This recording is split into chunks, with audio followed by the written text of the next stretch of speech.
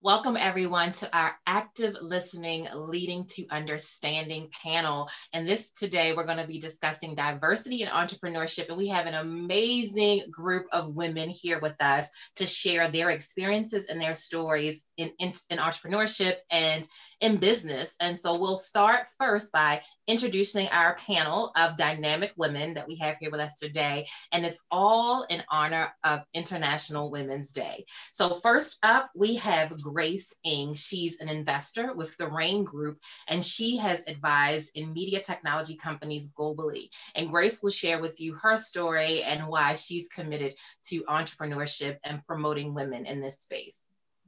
Hi, everyone. So Grace, why don't you share a little bit about who you are and your story? Yes. I grew up in Hong Kong, went to a girls' school, actually, and came to the US for college. And since then have worked in finance and media, and now on the investing side, tech and media, early stage to growth stage companies. We're very excited to promote both diversity across the board among genders, among sectors, and nationalities. And we are very excited to be here today. Thank you so much, Grace. Next up, we have New Lei. She is the founding member of Finding Ferdinand. It's a custom color beauty brand, and she's a founding member of Fyli, guys. And so she's here to share with you a little bit more about herself.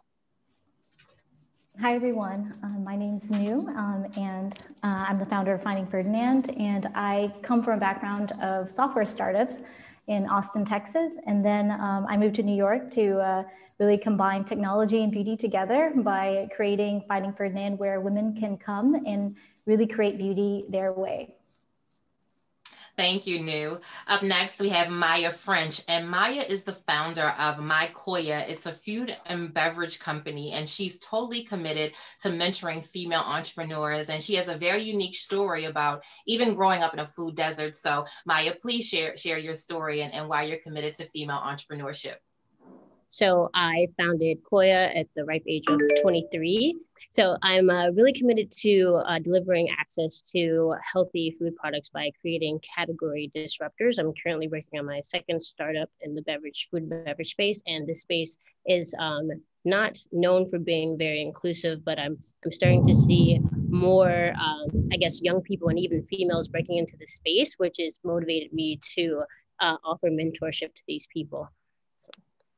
Thank you, Maya. And last but not least, we have Robin Lee. She's an investor and she's with GGV Capital, and she has managed over 9 billion in investments globally. And so Robin's going to share a little bit more with you about her story and her experience. Welcome, Robin. Hi, everyone. Thank you for having me here today. As Crystal mentioned, I'm an investor at GG Capital. We're a global VC that's been around for 2 decades. I personally have not made 9.2 billion in terms of investments, but our firm has over these last 20 years. I have been with the firm for about 7 years. Just to backtrack a little bit, I am also from Hong Kong, like Grace, and I'm a first-generation immigrant along with my parents coming over here. I actually started my career off in Teach for America. I was an educator and administrator before becoming an investor, and taught special needs and general education in middle school. Soon after, I went to business school, discovered, my love for helping others, particularly in the startup community, and so found myself really attracted to venture and kind of been in the ecosystem ever since. And so I'm coming on to my 7th year at GGB Capital. We now have, about 300 active portfolio companies around the world. And many of the companies that I personally work with have female CEOs as well as executives around the table in terms of either co-founders or leaders within the company. And so very dedicated to, this cause and why we're all here today. Thank you so much, Robin. Well, each of you ladies have such dynamic stories. They're so colorful and so diverse. And of course, on your journeys, there have probably been many women who have inspired you on your journey. But if you each could just share one woman who really has spoken to your spirit as a female entrepreneur, and just give us a little reason as to how or why they inspired you. I actually was really lucky starting out my career. I actually had a lot of women who really helped and supported me along the way. My first startup at Bazaar Voice. And one of them was like Erin Nelson. She was the youngest CMO at Dell at the time. And she used to always like go around telling people how talented I was to help boost me up in like all these meetings. And then also Tina Doby also was a VP at the time. And she would purposely always put me in front of C-level executives so they could hear what I had to say about the programs I was running. And then in terms of one of my really favorite role models is actually Sarah Blakely, the founder of Spanx. And she said something to me that she said something in one of her interviews that really resonated to me. She said, I did not have the most experience in the industry or the most money, but I cared the most. And I think like out of all that resonated with me because like I was an outsider from the beauty industry. And like, you know, I really had to bootstrap in the beginning days. And and I kind of hang on to that. It's like also inspiration, you know, when, you know, you're rejected, you know, when you don't have that much experience and you're still learning, that really like holds true to my heart. Yeah. Absolutely. The first person is someone who's within the industry, food and beverage. Someone that I met maybe 3 years ago. Her name is Vanessa Walker. She's a former SVP of LaCroix and Celsius Beverage, and met her at a trade show, and she really just spoke life into me. I was at a point where this was like before I received Forbes Starting Under 30, and really didn't feel confident in myself because I, you know, had no experience and I was still learning as I am today, and just really gave me the confidence to like find my voice and my individuality and step into that and really go and start doing more speaking events and inspiring others and telling my story, which really helped catapult me and the brand. And then I would say like the second person who is maybe more out of reach, but no one is out of reach, is Bazima St. John. She is a marketing executive, and I really love how she is just free to be herself, just non-apologetic, and she wears crazy, she has crazy style, and she's just like has like a very strong voice and is an inspiration. I just love following her and her journey.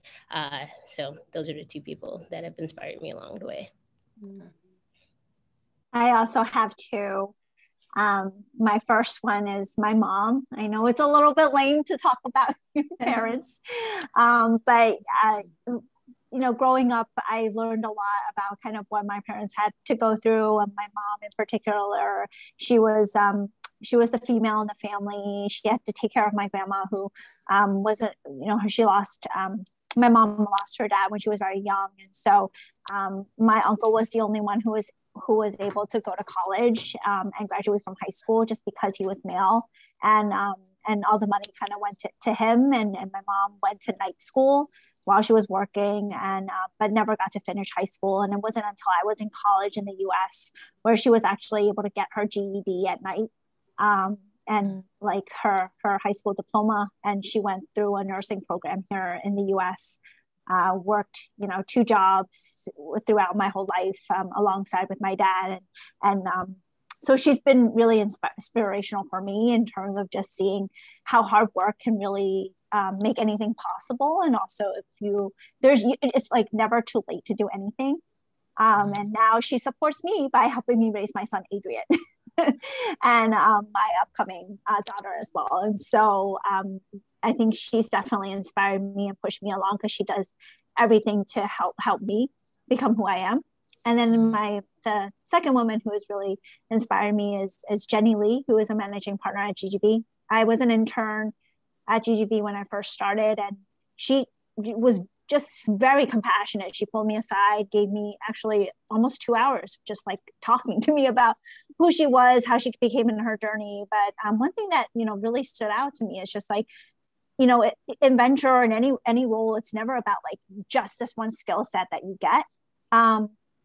You have to constantly learn patterns, learn how to recognize, learn how to work with people and back the best people and beat them. And so it's never about like how smart you are. And so she was really inspiring. She's one of the top investors on the Ford Midas list in the world. And so very lucky and fortunate to be kind of under her guidance at GGB as well. Awesome. Thank you, Robin. Yeah, I'm happy to share kind of three women who've inspired me in my life and career. The first one being actually one of my teachers in high school who taught literature. And I think, having an important teacher, a teacher who actually, scouts you out and will actually give you the guidance you need to learn, to perform, and to go other places. And I would say her name is Mrs. Rosalind Wong. The reason why she inspired me was because she felt like it was important to have an education beyond your hometown, be able to international. And with Mrs. Wong's encouragement, I ended up coming to the US for college. And I would say, I'm always indebted to her inspiration, both in the pursuit of more creative endeavors and also in more international perspectives. And then the second woman, I would say it was a vice president at Goldman Sachs, who I used to work for. Her name was Michelle Ling. And, in an industry that is very male dominated, it's very rare to see, women moving to the more senior ranks. And during my time there, she was always, pounding the pavement, right, to get her juniors promoted, to get her deals through, to be able to take more leadership roles. And she eventually became a managing director at a very young age, and now runs all of Maple Tree Investments fundraising arm. And I would say for her, the qualities that inspire me is her unabashed honesty, her willingness to speak up, and always to be in the room. And I think, even if you're the only female voice in the room, you have to, more so the onus is on one to speak up. And the third person I would say really inspires me is an entrepreneur. Her name is Vicky Tai, and she founded Tatcha, which is a skincare brand out of San Francisco. And if one hears her story, there was a lot of resilience, a lot of pain, tears and sweat. I'm sure a lot of entrepreneurs share, but she actually self-financed her business for a long time before the brand became acquired by Unilever. And I would encourage everyone to hear her story on how I built this podcast. And I'm truly inspired by her grit in founding this business. Grace, I love what you shared about your mentor at Goldman. You said being in a male dominated space, she was willing to be unapologetic. And I know that each of you ladies are doing that in your individual spaces. And so I would love to know, what is one thing that you're doing in your spaces to address cultural issues that form this background of gender pay inequality, lack of promotion for women? So how are you working within your space to really combat those pervasive, long-standing issues that women face in the workplace and in entrepreneurship? And anyone can go, jump in.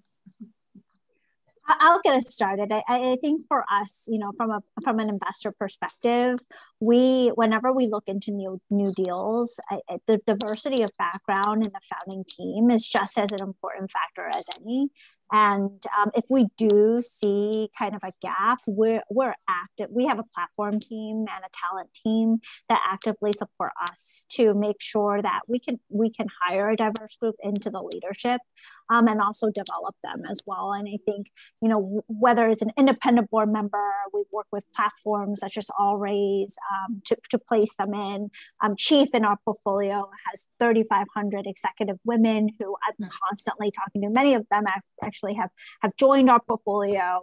But for us, it's trying to back as many as possible, and kind of not just in the US but globally. And I think that it's definitely still a minority, but I think we're definitely making progress along the way. Definitely. Maya, would you like to jump in? Because I love your story of combating the issue of just access to food. So could you share how your company is doing the same to address some of these cultural issues that we face in the workplace? Yes, definitely. So yeah, I grew up in a food desert, didn't really have access to healthy food. So that's why it was very important for me to make sure that I got this product that is, a protein drink. It's very easy to understand, and have that distribute it in as many places as possible. And then also, I think, representation matters. If someone sees a person like me succeeding, who has, I didn't graduate college, I didn't have any experience going into this industry, and just really succeed is really important as well. And also like offering time. I think time is very important. So like setting aside a day, a couple of hours to, mentor others and being available for them if they have any questions, and being a resource, because I think, coming up in this industry, it didn't really have a lot of female resources. There are a lot of male resources, but then you have this thing that's kind of like a boys club, and it's really hard to break into. So creating like spaces for other females, and offering that time, offering that resource, and making people feel confident, and in order to I guess go on their own journey and pursue their dreams. Thank you. Now, New, you're in the beauty space, and we see women consistently on the forefront. But what does that look like behind the scenes, and what is the work that you're doing to combat some of the issues that we may not be privy to on the front end of beauty? Well, actually, our team is pretty diverse. But what I like to say is, like, we specifically, don't require you to have a beauty background to work with us. Like, a lot of our main team members like have computer science or mechanical engineering backgrounds, but as long as someone is like smart and like willing to learn, we kind of have a process to onboard you and really like work together. And I do believe that like as like leaders, we have the ability to kind of build the foundation, the culture that we want in like our company that we're building. So we're actually talking about it earlier today around lunch. Even having like flexibility in a work schedule, because like having a lot of women in the office also means that like women also bear responsibilities outside of their homes, creating a culture where like it's like not shamed upon to like have to leave or like pick up your kids, or to like call out sick or work from home, and offer those types of flexibilities are pretty much essential for like a lot of females like in the workplace now, just because women in general bear so much obligation at home and at work. And then in terms of like large like wholesale orders and like the companies that we work with, we actively choose to work with like other female business owners.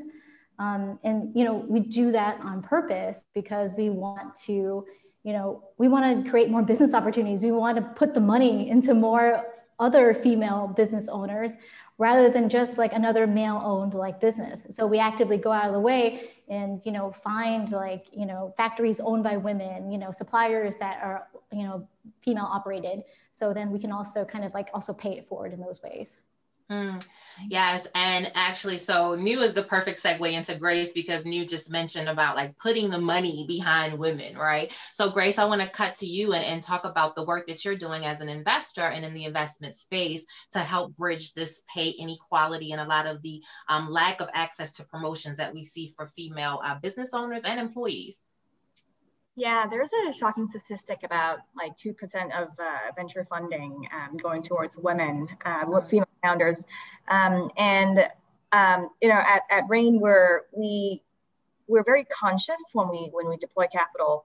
I want to make sure we're including founders from all races, all genders, and in our portfolio company, we've invested, for example, in Eliza, who founded The Sill, which is an e-commerce company for plants.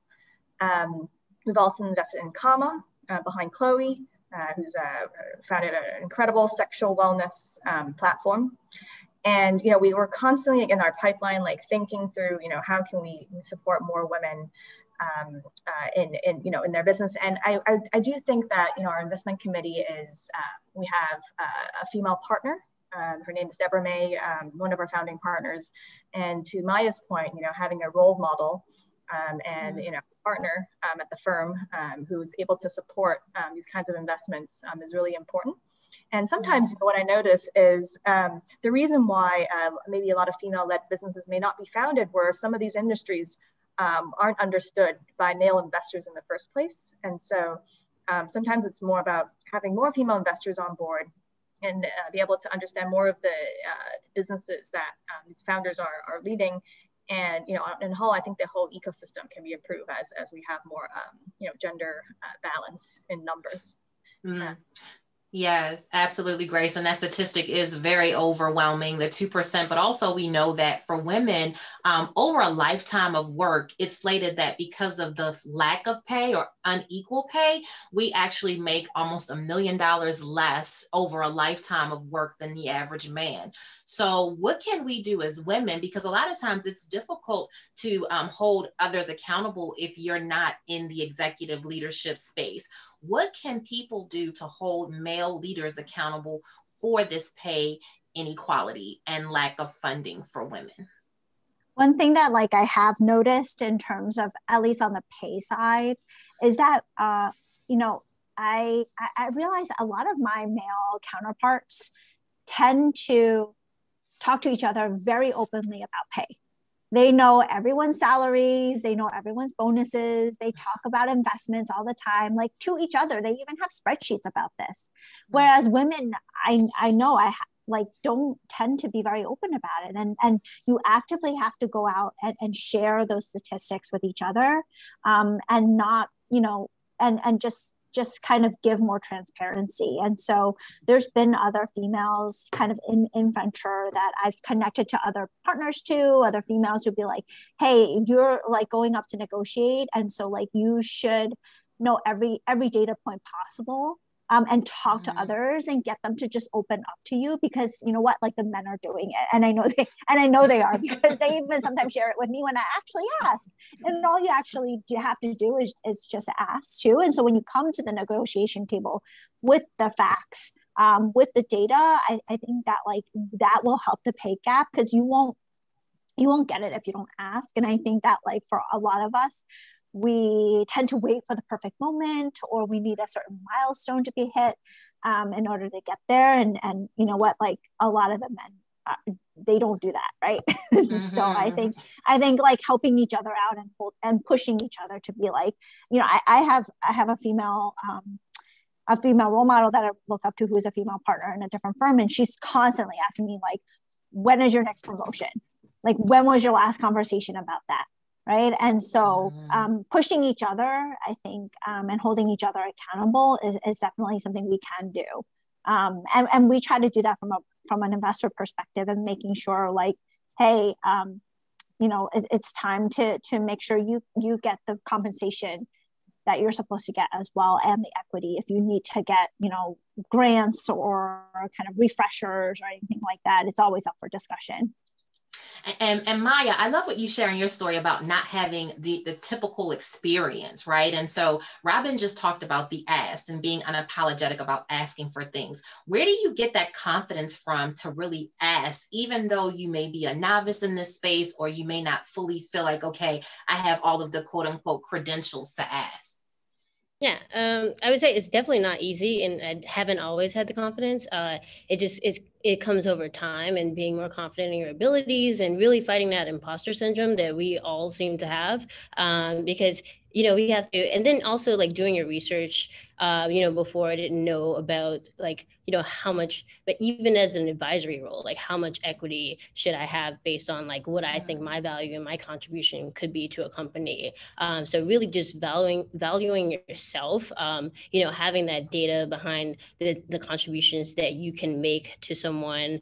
And yeah, again, agreeing with you with the transparency, 100%. You have to be, other people have to be open to share what theirs are, so you can compare that and hey, maybe I deserve more. So speaking up and really feeling confident in yourself. No one's going to wake up one day and be confident. It just takes time, but it all boils down to that at the end of the day. For sure. And New, you mentioned in your business, you not only have beauty industry professionals, you also have people from tech and STEM. How can we really pool our resources as women of all races to really help level the playing field in our spaces individually and collectively? I think, the biggest thing here is that we honestly all have to voice these problems that we're all dealing with, right? If we do not voice it, we don't bring it to the table, nobody will. And like, and you know, that's the honest truth. Like if, you know, a man may not bring it to the table. So unfortunately, we women also carry that burden, right? We also carry that burden to like bring it to the table as like an issue. And then we have to address it with, you know, everybody there. And it's, you know, it's also our job to like build that culture and really change the way that the foundation was initially built, right? You know, it was initially built for an all-man like working society. Women now in leadership positions, now we have to carry on the torch and bring issues to tables, have real conversations about it, whether or not we're actually making real change, instead of just talking about it, being like, okay, so how many, you know, women we did fund? How, you know, how many pay raises we did give, right? Are we treating people equally, right? We really need to have these like true discussions. Do we truly have diversity? You know, like asking like those real questions. That is like an amazing point that you brought up about the workplace and just even flexibility. Because one of the things that I noticed, and I wish I had more empathy before I was a mom, but like after becoming a mom, I was like, wow, why is my fund like, or other VCs hosting happy hour events or dinners all the time? And like, why aren't the women coming even though we invite them? Well, because they have to cook, or they have to like take care of the kids or put their kids to bed. And it, you know what, it tends to be the moms who do that type of work, right, in the family. And that's why we weren't getting enough representation, even if we invited enough people. And so, you know what, now that things are virtual, I am starting to host events at night, right, after 8 p.m., after 8:30, and a lot more women are coming on board, participating in talks and virtual meetings and stuff like that. And just, I think being more mindful of that, even from our end, like I wish I knew that sooner, but but going forward, it is something that we are definitely very mindful of. Yes, for sure. Creating a space for women to win, right? Creating a space for women to win, for sure. So Grace, I'm going to cut to you. I'm going to pose our final question. This is for everyone to answer, but also Grace, you have a two-part question. So your two-part question is, one, what are like two of the top strategies that you would like to give women to help them get funded? That's for Grace. And then for each of you ladies, to wrap up this amazing conversation, what is that one phrase, that one word, that one mantra that you live by as a woman in business who truly is committed to pulling other women up? So we'll start with you, Grace, and then we'll go down the line. Yeah, sure. So in terms of strategies, I think, you know, the one thing that we always talk about, like, how do you connect with people, right, is to speak their language. And so I think when women founders come in to pitch, right, when you see female VC, like you may have some topics of conversation that you can connect with quite easily. And with male VCs, you may have you know, different kinds of topics. And I do remember, like, you know, sometimes we don't want to draw stereotypes on gender and what we're interested in.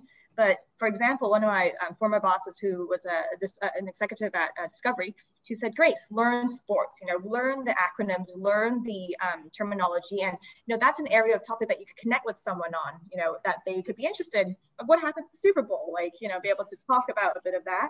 Another thing is to have a viewpoint on the industry, you know, that you're in, and not just your specific industry, but also like adjacent, let's say, technologies or trends that you see in a broader view, I think of like, let's say, current affairs. And I think being able to have that kind of, that small talk at the beginning of pitches, I think it's very important to be able to connect with the investor. And the second strategy I want to point out is something that Maya mentioned earlier about confidence. And I do think that to walk in and have that mindset that I am here to win this pitch, and rejections always come down the line, and that's inevitable, because, you know, VC can't fund every company that they see. But to not be you know, brought down by a rejection that's received, and just keep going and have that level of confidence that it's not because I'm a woman, I'm not getting funded, like that kind of victimizing mindset doesn't work. So yeah, don't let it, you know, let you down. Keep going, keep striving, and the enthusiasm will always come through. And then one like really little thing I think I've heard is a lot of because of the whole Me Too movement, a lot of investors, male investors, got sensitive around meeting women one-on-one. So, you know, maybe bring along a male colleague, or bring in another colleague. Like, you don't always have to go into the meeting one-on-one. And sometimes a 2-on-1 meeting or a 2-on-2 meeting could be more productive. And in terms of a mantra, I may let everyone else participate, and I'll come back to mine. Yep, for sure. Yep. No, but great advice. Thank you, Grace, for sure. All right, who's first? Amazing mantras to live by, or it could be one word that embodies your female entrepreneurship journey. I can go. So actually, it's from like one of my favorite movies from like a childhood till now, and it's what Willy Wonka and the Chocolate Factory. And this was what Willy Wonka says. He says, "We are the music makers, and we are the dreamers of dreams." And I really feel that embodies like the work that I do, creating like really fun products, having a lot of fun, and also creating a world where, I think, women are elevated and supporting each other. I think one of my favorite sayings is behind every successful woman is a tribe of successful women that have her back. So like recently, I guess in the past year, it's very lonely at the top. So I've been reaching out actively to find other women entrepreneurs to just create friend groups, not even just talking about work all the time, but somebody you can relate to on a different level, someone who understands you, understands the troubles that you might go through, even like with males in the workplace or just in general. And, someone with that same, I guess, career level as you is really important, and it helps. And then we are always pulling together our resources and helping each other out, whether that's through like, investing or dating or anything. So just finding that tribe and then leaning into it. A mantra that I like to live by is it's actually a Buddhist saying. It's translated to devote wholehearted effort without calculating who does or gains more. And I think, as women, always supporting each other. And I think a lot of times when we get to the very top, we forget, how we got there, or it's like, oh, it was so hard, right? Like, I don't have the time. But as Maya had alluded to before, New and everybody else, it's like, always take time out to give back. And you never know, what the seeds you may sow. And so, don't calculate and just do whatever you can all the time. Yeah, absolutely. I really like that mantra, and I believe that giving without expecting return is really important in the whole, whether it's business or life. And personally, there's this one mantra or quote that I really like from Benjamin Graham, who's Warren Buffett's teacher, and he said, "Do something foolish, something creative, and something generous every day. Can't forget to have some fun while you're trailblazing your way." Absolutely. Well, it has been amazing chatting with you ladies today. I'll end with my favorite quote, and it's, "Not everything that is faced can be changed, but nothing can be changed until it is faced." And that's by James Baldwin. And I think you ladies are facing it fearlessly. I hope that everyone enjoyed the panel. Grace, New, Maya, and Robin. Keep pressing forward, keep blazing the trail, and we look forward to seeing more of you ladies in 2021 and beyond. So happy International Women's Day, everyone, and thank you for joining our panel.